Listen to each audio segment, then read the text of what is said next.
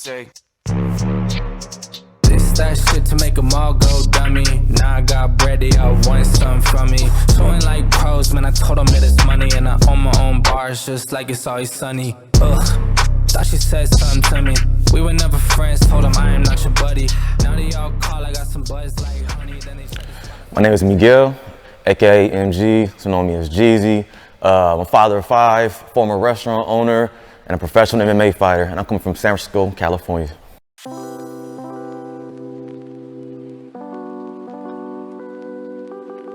Growing up in the city was it was fun. It was a challenge, but it was fun.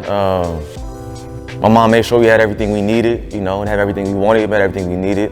Growing up independent, you know, my mother worked graveyard shift, so I would be waking up 7 in the morning, get my little brother up for school. We'd be catching the muni bus at, you know, 2nd, 3rd grade, and we were all over the place, you know. Currently, right now, I'm actually working at a school. I'm an educator for special ed kids and younger kids at risk, they're considered at risk from the elementary school level. Yeah, so I tutor, I work one-on-one with certain students that were assigned to me, and also in between then I also tutor and work one-on-one with academically at-risk students here in San Francisco.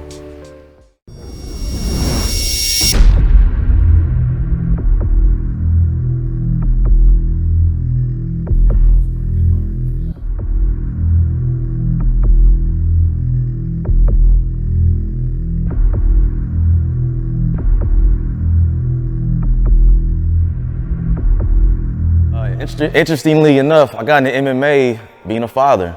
You know, I didn't plan on fighting, never had any ambition to fight or compete after high school. I thought my, athlete sports days were done.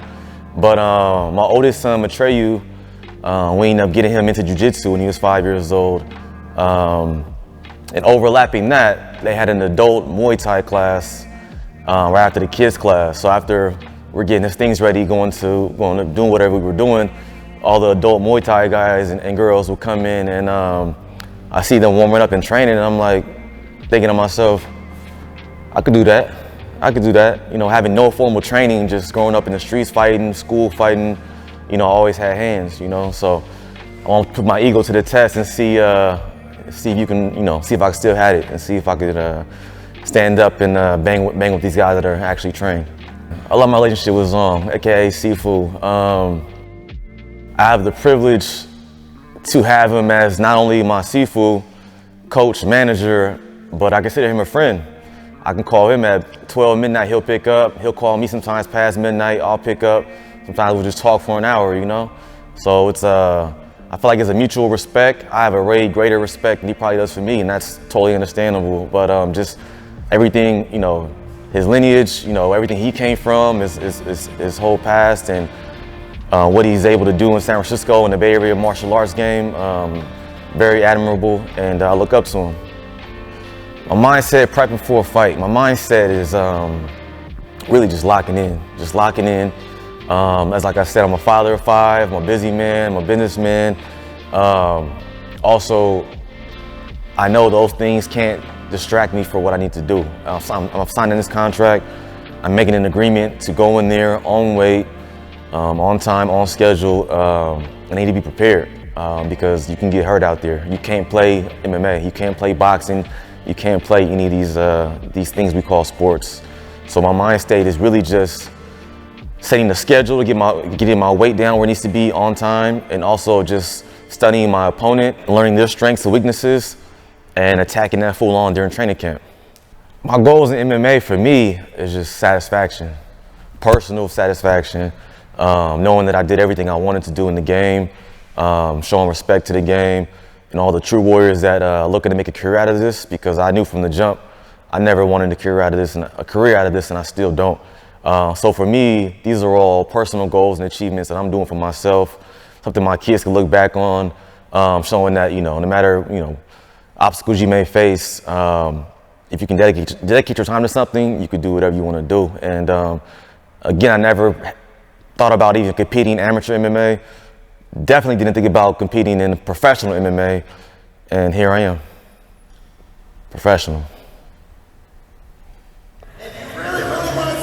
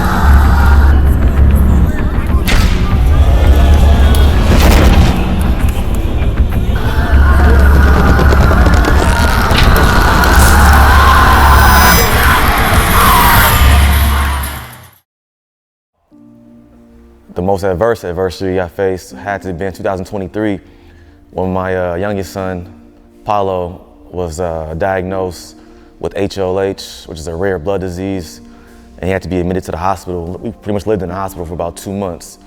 And yeah, that had to have been some of the lowest lows of my life. It started off as him having like a fever, and being that's my third son, we knew how to treat it, just thinking it was just a typical fever. It's really hot. Kept him out of school, stayed home with him. And usually the fever breaks between 2-3 days at the most. And this fever just wasn't breaking. And all of a sudden, my son's saying, my legs hurt. And but we were checking his legs, and visibly, we can't see anything. There's no swelling. His legs just look normal. And we knew it really started getting really serious when he couldn't walk. He's saying, "Mommy, I can't walk." We had to literally kind of take him to the bathroom, we had to literally take him to the bathroom, and that's when, red flags started going up. And we ended up taking him to the emergency room that weekend. And, he's in a lot of pain. They're trying to run tests. I won't say the hospital, but the first hospital we were at, they were, falsely diagnosing him with something he didn't have. Okay, so long story short, with that stint in the hospital, they gave him some medicine to deal with the inflammation. So the pain he was feeling in his legs, I guess his legs were, highly inflamed, but we couldn't see it. Which is why he couldn't walk. And then he felt better that night, and they ended up discharging us. They thought he was okay, the fever was going right. So we thought, hey, we're out of there, okay, cool. Long story short again, it came back around. This time they brought us by ambulance to a hospital in the South Bay. I won't say the name, but a hospital in the South Bay, all the way down in Santa Clara. That was specifically for children. And we were there for about a week. They're doing all this testing. And then they diagnosed him with Kawasaki disease. And then they discharged us later on that week. So we're thinking everything's all good. He comes out in a wheelchair because he still couldn't really walk that well. 3 days later, it comes right back.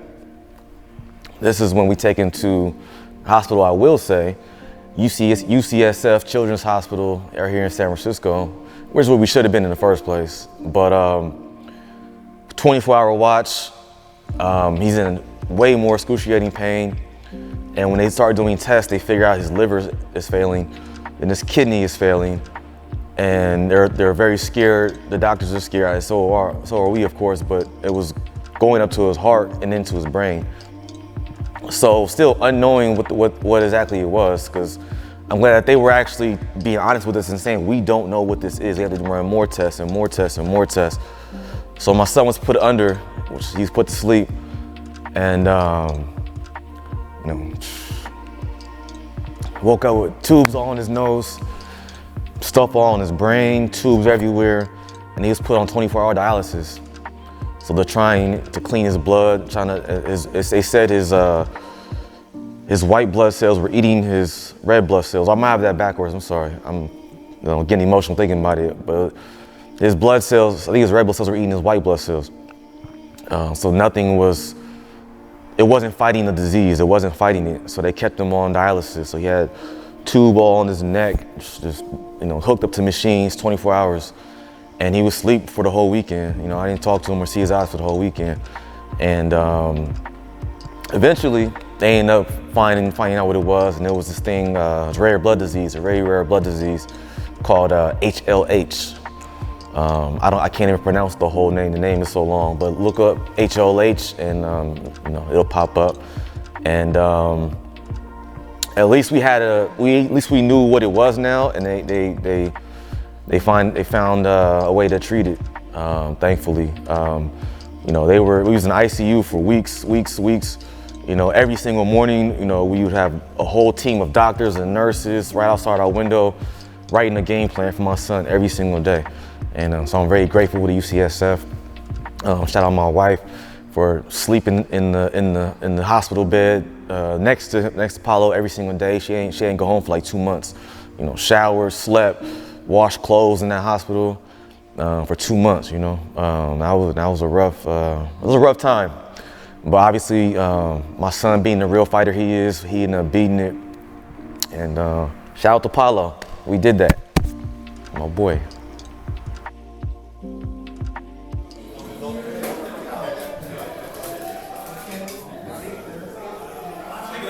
George just stepped out. Okay. I used to hit Miguel Bracho.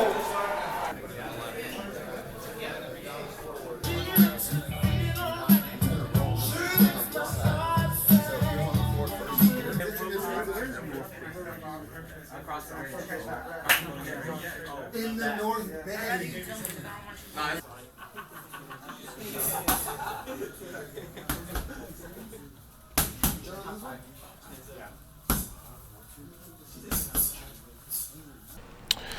My mindset was, I gotta get this win. There's a lot of back and forth, a lot of jawing from my opponent. You know, I could tell it was nervous energy though, but my whole mind state leading up to the fight, I was good. I was ready to go. But that being said, the day of the fight, I did not feel good. Like, I didn't feel good. It has nothing to do with me being, you know, having any kind of fear of my opponent. I just didn't feel good. I didn't feel loose. I just didn't feel it. I wasn't feeling it. And I was telling my coaches in the back, while we're trying to get warmed up and they're, you know, speaking positivity in my ear, I'm just saying, I don't feel good. I don't feel right. I don't feel like myself. I don't feel good. And I know that those type of things happen, like nerves. Everybody has nerves. Everybody in the fight game has nerves. They're lying if they say they don't. Everybody has nerves.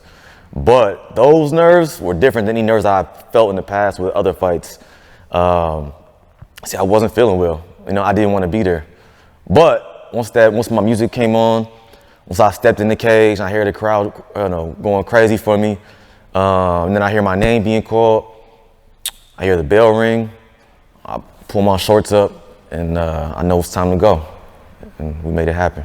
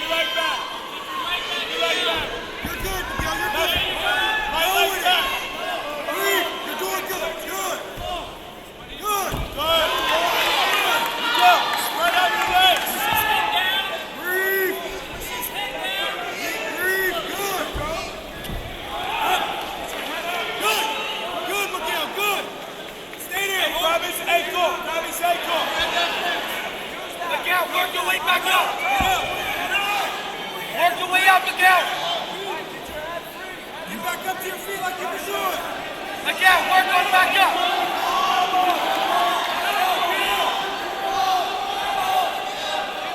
Miguel, put your right leg to the floor. Right leg to the floor, Miguel. Push his hip. You're good. Push his hip. Push his hip. Let go the overhook, Miguel. Get ready to turn. Miguel, push off of his neck. Cage walk, Miguel. Cage walk. Walk on the cage, Miguel. Yep. Keep walking, Miguel. Walk on the cage.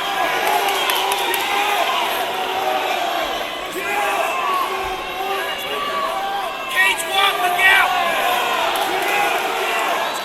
Cage walk. Cage walk. Go with it. Go with it.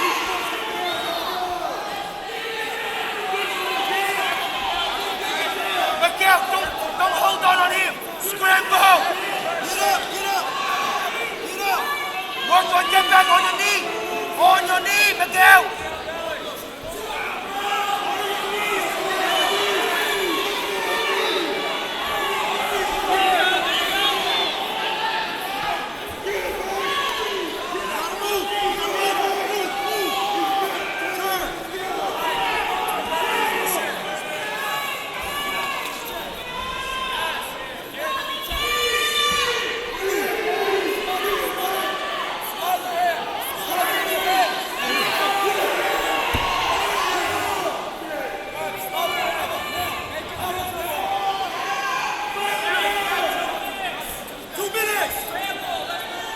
Miguel, scramble. You got it back on your feet. Go, go, go, go.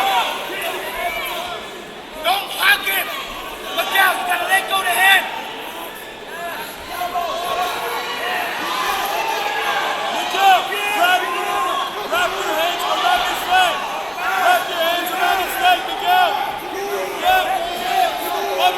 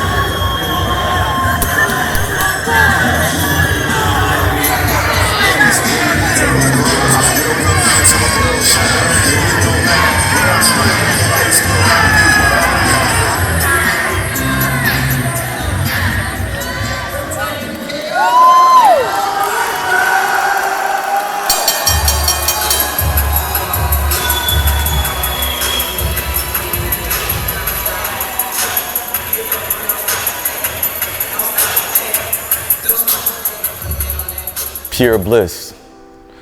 Pure bliss. Like I said before, that was the most adversity I faced in a fight so far. And I was losing. Just keep it real, I was losing. I was losing the first round. There's no doubt about it. You know, when if your opponent has you on the ground for that amount of time, you're losing. And it was times I could have tapped. It was times I could have quit. Like I said before, I didn't want to be there. I felt like I didn't want to be there. My mind wasn't into it at that time. But I wasn't going out. I wasn't losing. And once I saw my opportunity and got out of the position I was in, I made the most of it and I ended them with 9 seconds left in the first round. So it was pure bliss. It was joy. It was joy, satisfaction, like I've been looking for this whole time. Pure satisfaction. It's a combat sport. This isn't basketball, so like you can really get hurt in there. So me seeing them happy is also seeing relief that their dad is okay.